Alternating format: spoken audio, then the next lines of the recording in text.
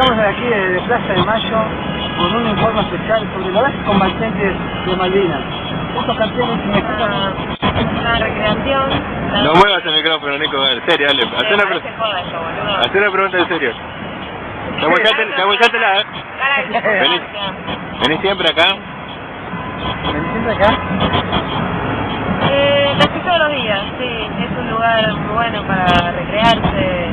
Las palomas te rompen bien las bolas. ¿Qué te digo? ¿Se cagó alguna vez esa paloma? Nunca, por suerte nunca. Estamos de Plaza de Mayo, preparamos un informe especial para la materia de Nancy Larrañaga del día de la publicación 2.